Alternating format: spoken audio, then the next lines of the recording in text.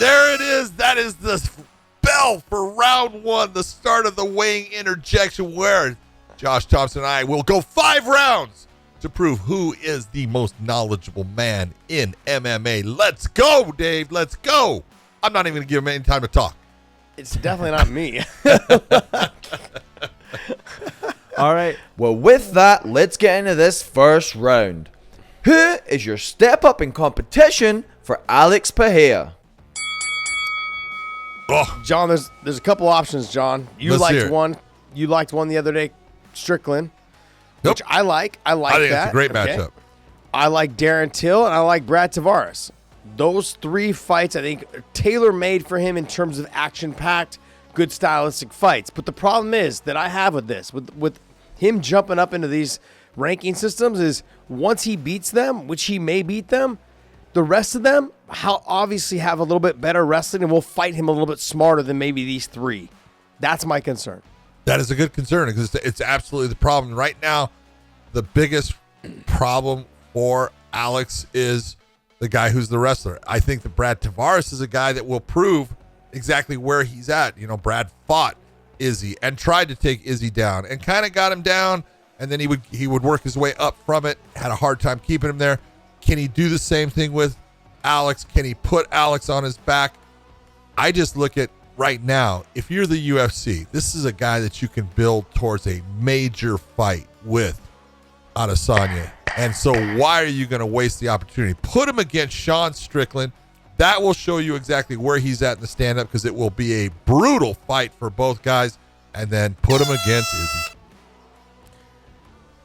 Okay. Next. All right, so let's get into round number 2. We're going to do some forward thinking, so it's time to make some predictions. So with the lightweight division on fire right now, who are your top 5 lightweights by the end of 2022? Very simple. 2022. Very simple. 2022. I'm going to take Islam Makhachev will be at the number 1. He will be the guy there. Well, that means he's champion, I guess, really. I'm going to go with Makhachev making the championship. Charles Oliveira will still be there. You will have Justin Gaethje in there. You will have Arman Sarukian making his way up to that top 5. And I believe that Beneil Dariush will still be hovering right in that group. You freaking, I can't believe it. What, Great did you- minds think alike. Did you get the same one? I have Islam beating Oliveira, and then I've got Oliveira being number 1, or the number 1 contender, however you want to put it. Yep. And then I've got Dustin Poirier there if he stays in that weight class. He had talked to going about going to 170. Yep. Then I've got Justin Gaethje, and then either Dariush and Saryukin. Kind of, I got them intermixed in that position there.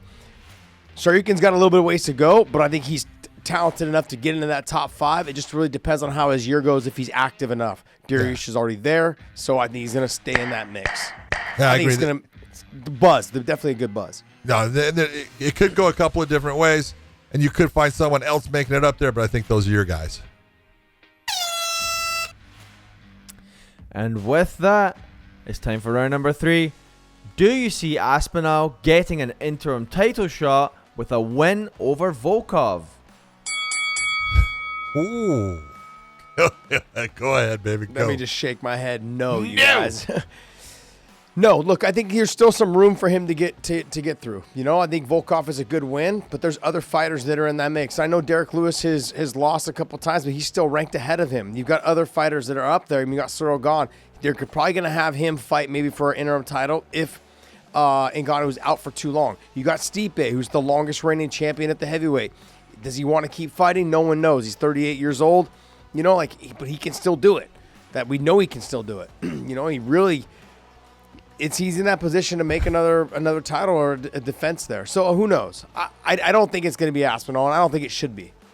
No, I don't think he wants it right now. I really don't think he wants to be in that position because he knows that everything that comes after that is just the very best, and that's going to cause a possibility of a loss. He wants to work his way into where he understands exactly how to fight different guys, how to be calm, how to go through this thing. And that takes just time, and each fight that you have helps build that confidence. There are guys out there that will give him hell right now. Just slow roll it.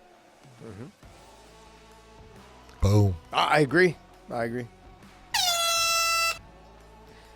All right, it's time to take a break from that clock because it's time for VTAR. For every action, there's a reaction. So let's get your reaction.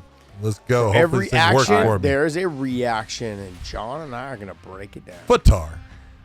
So this is an MMA press conference, and it's gonna you guys are gonna be interested for what takes place here. It does have sound. Where's this from, by the way? This looks like Russia. The promotion is HFC.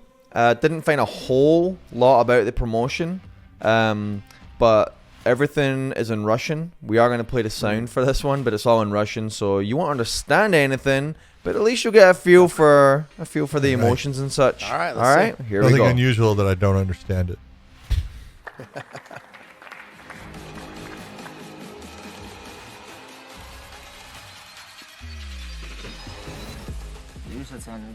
Oh no. Well, that was dumb. Just pushed him like that. What did he say? That's No what one I wanna knows. know. If you're Russian and you're listening to this, please hit us. Oh, jeez. I saw a better one than this. I saw one the guy just walked up there, flying knee, KOs the dude. Yeah. Oh. Oh, no. Okay, it got better. I'm sorry. Oh, yeah. Let's go. I always love when they're already all the way on the other side of the room, and then they run across like, as if no one's going to get in the middle of that, John. I mean, realistically, though, like, why are you doing it right now? You're not going to get paid for that? Why? That's what I never understood.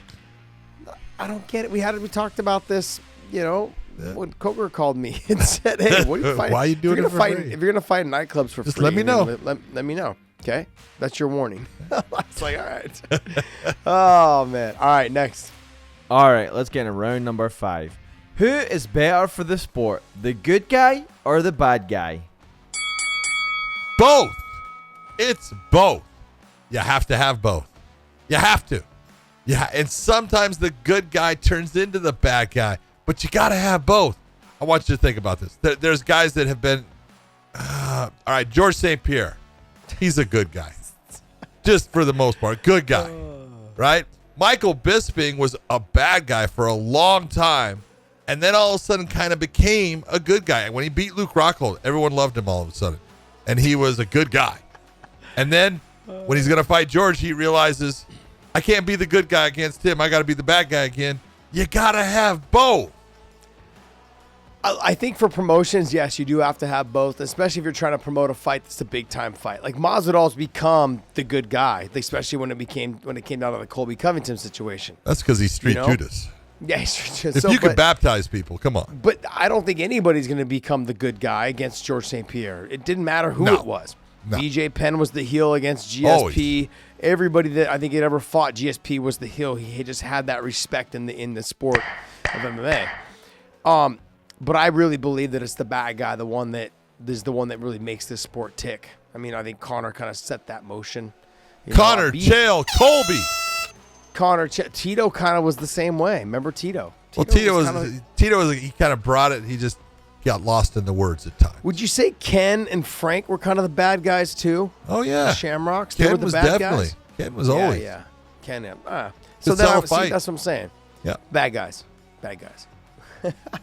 All right, guys. Well, hey, we want to thank you guys so much for watching the show. Hopefully you guys enjoy this Wayne Interjection. It's a fun little show that we do just for you guys, a little extra piece that we do in our extras channel. So make sure you guys smash that subscribe button. And that little bell off to the side so you guys know when it drops. It normally drops on Thursday morning. Okay, we may one day change it to a Wednesday. We're not sure yet. So make sure you guys hit the bell, and that will notify you when we drop this show. Hopefully you guys enjoyed it. And John, take us away, bud. Everyone out there, thanks for listening. We hope you have a wonderful time. Make someone's day special, and we will see you